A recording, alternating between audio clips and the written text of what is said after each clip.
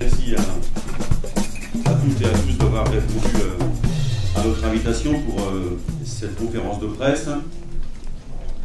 Deux décisions de justice viennent de relancer le débat sur le travail du dimanche et le travail de nuit. C'est un débat qui est lancinant dans notre pays depuis plusieurs années maintenant. C'est la question du vivre ensemble. Est-ce que notre société va aller vers plus de déréglementation ou est-ce qu'au contraire on va enfin harmoniser le temps de travail et les temps sociaux pour qu'on puisse vivre ensemble? Cette question-là a d'ailleurs été plusieurs fois soulevée, y compris au sein même du Conseil économique et social environnemental, lors d'un rapport qui, à l'époque, y compris, avait très bien dit qu'il fallait redéfinir la question du temps de travail à l'intérieur du temps social. Et puis, il y a cette crise provoquée par les employeurs qui ne respectent pas la loi, voilà, et aujourd'hui, ils se mettent hors la loi et veulent contraindre les salariés à se mettre également hors la loi. Il y a besoin à nouveau que le gouvernement prenne à bras-le-corps cette question des horaires atypiques, la question du travail de nuit, la question du travail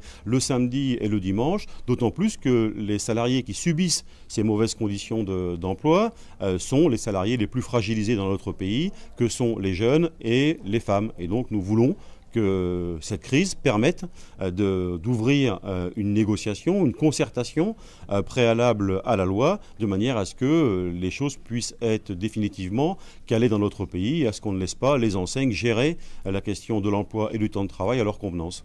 Qu'est-ce qu'ils nous disent, ces salariés-là, qui sont contraints de travailler le soir, le samedi ou le dimanche, parce qu'ils n'ont pas d'autres possibilités de travail qui leur sont offertes. Et puis, s'ils travaillent le soir, tard, la nuit ou le samedi, le dimanche, c'est aussi pour avoir des majorations salariales qui leur permettent de vivre. Donc, la question des salaires, la question de l'emploi, ce sont des questions sur lesquelles nous travaillons avec eux. Et d'ailleurs, nous les avons appelés à manifester avec nous dans le cadre de la semaine d'action, mais aussi le 15 octobre, puisqu'ils sont eux-mêmes directement, ces salariés, les jeunes, les femmes, concernés par la réforme des retraites telle qu'elle est définie aujourd'hui par le gouvernement.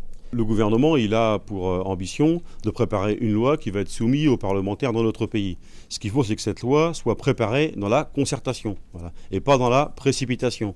Trop souvent, on a vu des lois qui apparaissaient sous l'émotion ou sous l'injonction des employeurs. C'est d'ailleurs ce qu'on a vécu sur la question du travail du dimanche et du samedi depuis ces dernières années. Donc il faut prendre le temps, donner le temps qu'on puisse travailler les questions ayant trait au temps de travail et ayant trait aux temps sociaux. Il faut reposer la problématique du travail dans notre société.